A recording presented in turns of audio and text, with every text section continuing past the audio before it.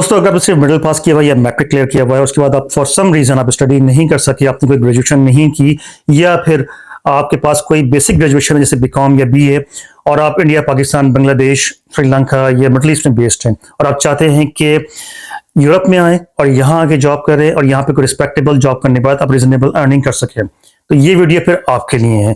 हमारी इस सीरीज का नाम है, जिसको हमने अभी शुरू किया है, इसका नाम है रोजगार फॉर मैट्रिक पास। यानी कि बस मिनिमम अगर मैट्रिक की क्वालिफिकेशन है तो भी आप जो है वो आगे बढ़ सकते हैं किसी रिस्पेक्टेबल जॉब के लिए। तो चलिए फिर शुरू करते हैं। मैंने जो आज सेलेक्ट किया है जिस प्रोफेशन को, वो है वेयर हाउस का प्रोफेशन। वेयर हाउस की जॉब्स इस वक्त यूरोप में बहुत डिमांडिंग है, और जिस कंट्री को मैं फोकस कर रहा हूं अपने थंबनेल में देख लिया होगा, वो कंट्री है ऑस्ट्रिया। देखिए, ऑस्ट्रिया में बेपनाह वेयर हाउस मौजूद हैं, क्योंकि आजकल के ऑनलाइन बिजनेस में वेयर हाउस की jobs, packaging, shipment, supply chain management, logistic की तमाम, खैर एक ही सिलसिले के नाम हैं, तो इन तमाम एरियाज में जॉब्स बेतहाशा बढ़ती जा रही हैं। और ऑस्ट्रिया क्योंकि अपनी लोकेशन के एतबार से जर्मनी से एडजेसेंट है, तो वहां से तमाम ट्रेडिंग, क्योंकि जर्मनी और Austria they are just like a hub of logistic hub of Europe, तो यहाँ पे वेयर हाउसेस की जॉब्स बहुत ज़्यादा डिमांड में आ गई हैं। और वो तमाम लोग जिनकी क्वालिफिकेशन कम है, they are basically semi skilled और नियरली अनस्किल्ड, तो उनके लिए यहाँ पे बड़ी तेजी से रिक्वायरमेंट बढ़ती जा रही है और इसके लिए क्वालिफाई करना भी आसान है।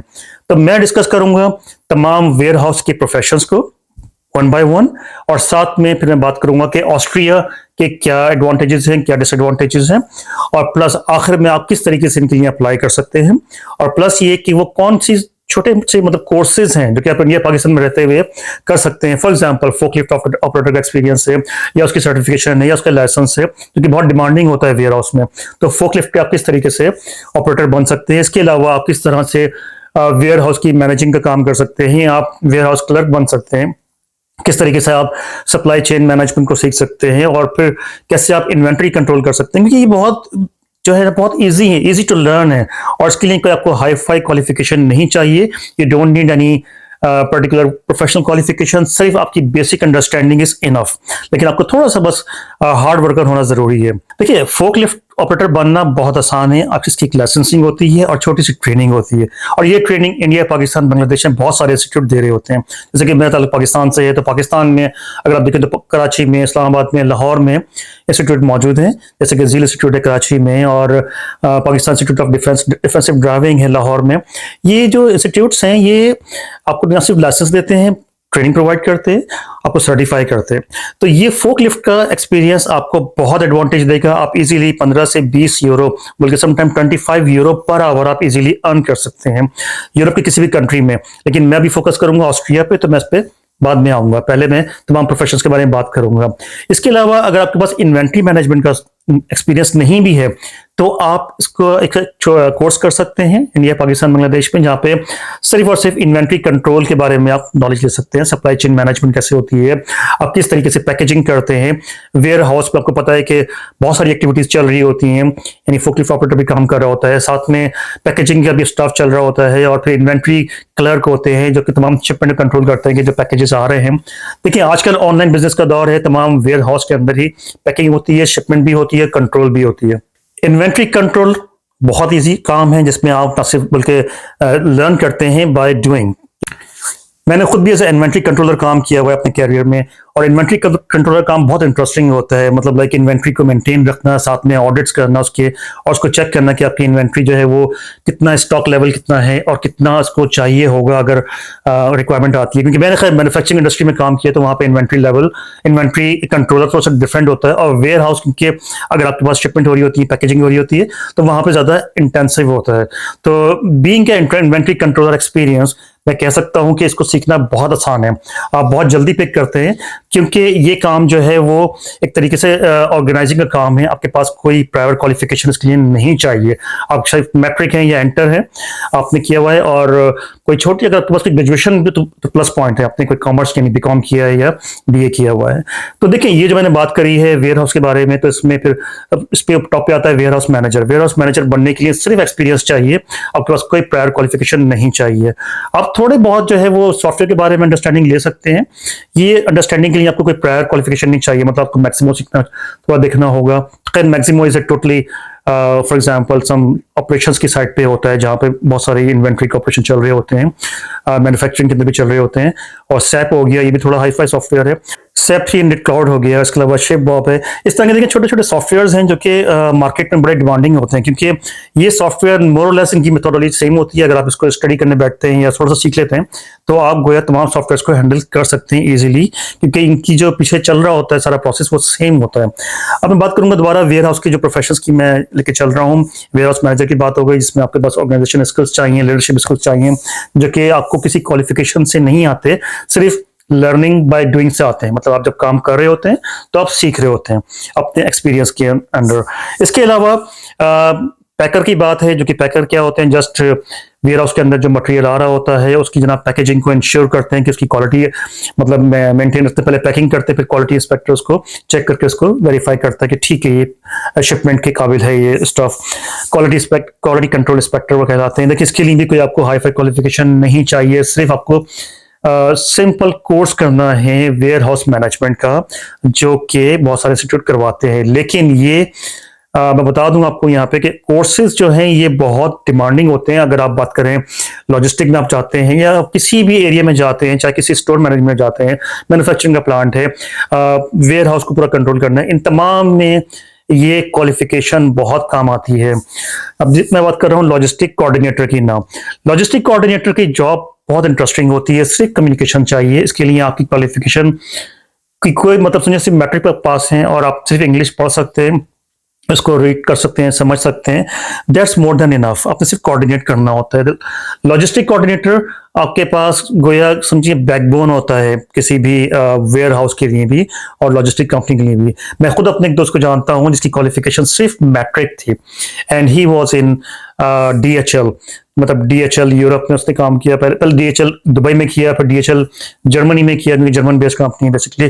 फिर वहां से वो कनाडा मूव हो गया, सिर्फ और सिर्फ अपनी एक्सपीरियंस की वजह से, और थोड़ा मतलब एक कीन टू लर्न, मतलब लर्निंग बाय डूइंग। वो लर्न करता रहा और without any qualification matric pass था।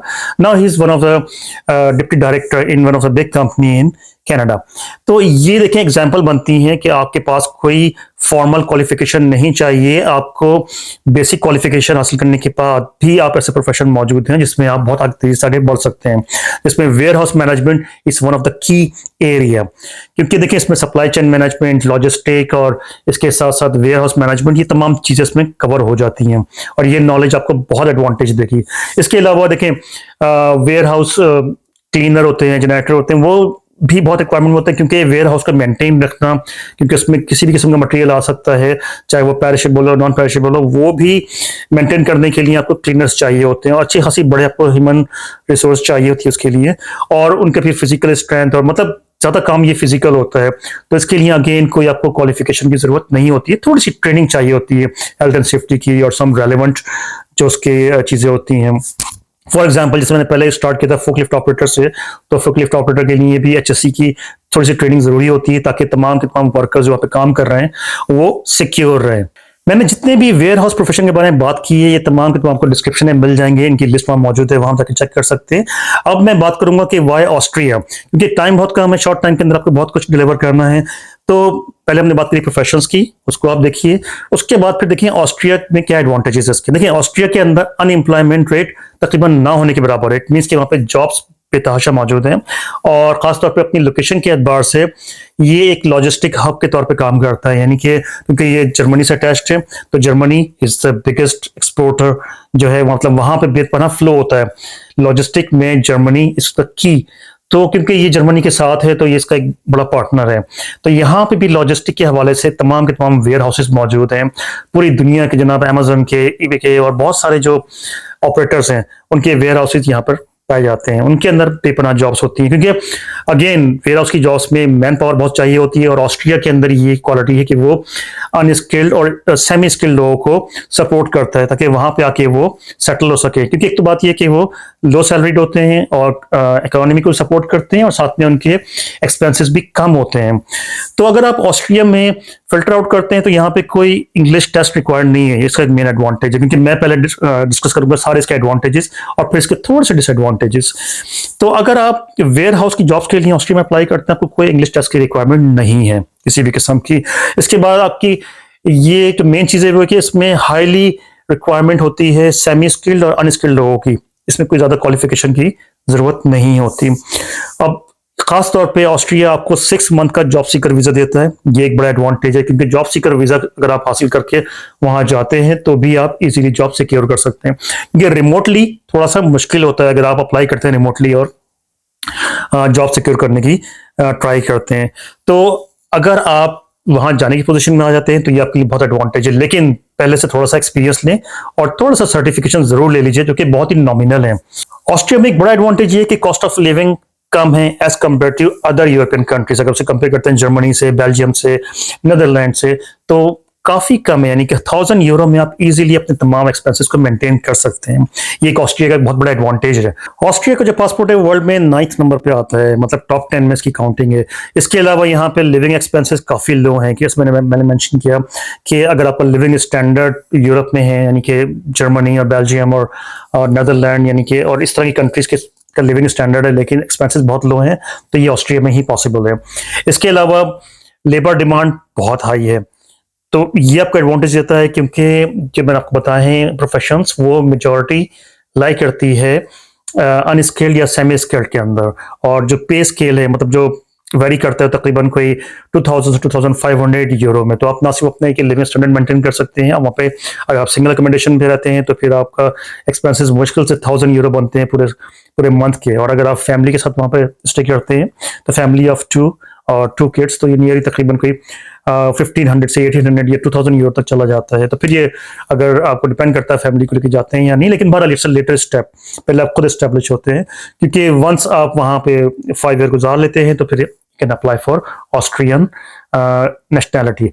लेकिन एक बड़ा डिसएडवांटेज आपको बताऊं, वो है ऑस्ट्रिया की लैंग्वेज का। इंग्लिश बोली जाती है, समझी जाती है, लिखी भी जाती है, लेकिन कम है एज कम्पेयर टू जो उनकी अपनी लैंग्वेज, यानी हंगरियन में बोली जाती है। जर्मन की बड़ा इन्फ्लुएंस इनके जर्मनी से उसका बॉर्डर लगता है, तो वहाँ पे जर्मन स्पीकर्स ज़्यादा हैं। इसके अलावा आपको खैर बेसिक इंग्लिश, वो खुद भी बेसिक इंग्लिश बोलते हैं, क्योंकि उनकी अपनी इंग्लिश ही बहुत ही ख़राब होती है, तो इसलिए आप जो बेसिक इंग्लिश बोलने वाले होते हैं वो इजीली वहाँ पे सेटल हो जाते हैं। तो एक तरह से आपके लिए एडवांटेज भी है। जो एक बड़ी चीज़ आपको मेंशन करता रहूँ कि अगर आपके अर्निंग कम भी है तो भी आप वहाँ पे लिविंग एक्सपेंसेस कम होने की वजह से आप इजीली सर्वाइव कर सकते हैं इनिशियली। जैसे आपका एक्सपीरियंस बढ़ता जाएगा, आपका एक्सपोजर बढ़ेगा, वेयर हाउसेस की जॉब्स के साथ आपका एक्सपीरियंस बिल्ड होगा, तो फिर आपके लिए आगे बढ़ना आसान हो जाएगा। अब बात करते हैं आप किस तरीके से ऑस्ट्रिया में अप्लाई कर सकते हैं। देखिए, जॉब सीकर वीजा का ऑप्शन मौजूद है ऑस्ट्रिया में, लेकिन इसके लिए आपको क्वालिफिकेशन चाहिए, आपको काफ़ी एक्सपीरियंस चाहिए, क्योंकि जॉब सीकर वीज़ा के आपके लिए पॉइंट चाहिए 170 पॉइंट्स को अचीव करने के लिए फिर आपके पास ग्रेजुएशन हो या मास्टर्स लेवल की डिग्री हो, या फिर आपके पास जो है वो प्रीवियस जॉब्स में अपने अर्न किया हो, तो ये फिर पॉइंट्स अचीव करना ज़रा मुश्किल हो जाता है उन लोगों के लिए जिनकी क्वालिफिकेशन मैट्रिक है या इंटर है, जाहिर है। तो बेहतर है कि आप ऑनलाइन एप्लीकेशन बनाइए, उन तमाम कंपनीज को फिल्टर आउट कीजिए जो कि वेयर हाउस में हायरिंग कर रही होती हैं, और इसके लिए मैं आपको लिंक प्रोवाइड कर रहा हूँ इसमें डिस्क्रिप्शन में, वहाँ जाके आप लिंक्स देखिए, और नीचे आपको लिंक नज़र आ रहा होगा। ये कुछ इस तरह के लिंक्स हैं जो कि आपको सर्चिंग में एडवांटेज देंगे और आपको बहुत ज़्यादा यूजफुल साबित होंगे। इस पर आप सर्च कीजिए, लेकिन पहले आप या तो फोक लिफ्टर का एक्सपीरियंस ले लीजिए, लाइसेंस ले लीजिए उसका, और इसके अलावा अगर आपके पास अपने मैट्रिक के बाद अपने अगर डिप्लोमा कर ले 1 साल का, कि जस्ट PIM से होता है, पाकिस्तान इंस्टीट्यूट ऑफ मैनेजमेंट है, वो इसका डिप्लोमा कराती है, जो कि पूरा सप्लाई चेन मैनेजमेंट, लॉजिस्टिक और वेयर हाउस मैनेजमेंट पे कंसिस्ट करता है। 1 साल का भी, 2 साल का भी है। तो ये अगर आप सिर्फ मॉड्यूल कर लेते हैं 1 ईयर 2 ईयर्स के, तो ये आपको सफिशिएंट नॉलेज भी दे देंगे। और अगर आपके पास कोई थोड़ा सा एक्सपीरियंस भी आ जाता है, मतलब आपने कराची में या लाहौर में, इस्लामाबाद में किसी भी एक थोड़े रीजनेबल वेयर हाउस में काम कर लिया है, तो वहाँ के कुछ सॉफ्टवेयर के नाम आप जरूर उसमें डालिए अपने CV में। जैसा कि मैंने पहले मेंशन किया कि सेज 300 क्लाउड हो गया, या अगर आप थोड़ा सा आगे जाए तो फिर मैक्सिमो, सैप वगैरह, ये भी इसमें भी इन्वेंट्री मैनेजमेंट का मॉड्यूल होते हैं, तो वो आप थोड़े बहुत ज़रूर उनको लर्न कर लीजिए। तो बहुत चांसेस हैं कि आपके पास कॉल आ सकती है इंटरव्यू के लिए और फिर शायद जॉब ऑफर के लिए भी आपको डायरेक्ट भी आ सकती है, क्योंकि कीपिंग इन व्यू के जो हाई स्किल्ड लोग होते हैं वो वेयर हाउस में जॉब नहीं करते। जैसा कि अगर कोई बंदा मास्टर्स या पीएचडी लेवल का होगा तो वो किसी मजबूरी के तहत ही वेयर हाउस में जॉब करेगा, वरना वो वहाँ पे जॉब नहीं करेगा। उसकी रीजन ये है कि पे स्केल 2000-2500 यूरो पे दिन वेरी करता है, जो कि थोड़ा सा लो साइड पे जाता है। इसीलिए आप कोशिश कीजिए कि अपना एक्सपीरियंस थोड़ा सा बिल्ड कीजिए, अपना सर्टिफिकेशन बना लीजिए। इसके फोक लिफ्टर का सर्टिफिकेशन बहुत इंपॉर्टेंट है, मैंने पहले मेंशन किया। ये आपको हर जगह काम आएगा, ना सिर्फ ऑस्ट्रिया में जॉब्स के लिए बल्कि आपके पास इन जनरल भी आपको इसका बहुत एडवांटेज मिलने वाला है। ये थी मेरी आज की वीडियो, और इसको अगर आपको पसंद आई है तो इसको लाइक करना, चैनल को सब्सक्राइब करना मत भूलिएगा। इस वीडियो को जरूर शेयर कीजिएगा, क्योंकि हमारी ये सीरीज चल रही है रोजगार फॉर मैट्रिक पास, यानी कि जिन लोगों की क्वालिफिकेशन कम है तो उनको किस तरीके से गाइड किया जाए कि आप अपनी क्वालिफिकेशन कम होने के बावजूद आप रीजनेबल और रिस्पेक्टेबल जॉब कर सकते हैं सिर्फ बाय डूइंग फ्यू थिंग्स। फिर आप जो है वो जॉब में लर्न करते हैं, क्योंकि learning by doing is very important. मैं मेंशन करूंगा अपनी अगली वीडियोस में उन प्रोफेशन के बारे में, वेयर हाउस के अलावा कौन से प्रोफेशंस हैं, किस कंट्री में इनकी रिक्वायरमेंट है। तो आप देखते रहिए हमारा चैनल और अपना बहुत ख्याल रखिएगा। Thank you so very much for subscribing me and all the best wishes for you. Take care, अल्लाह हाफिज।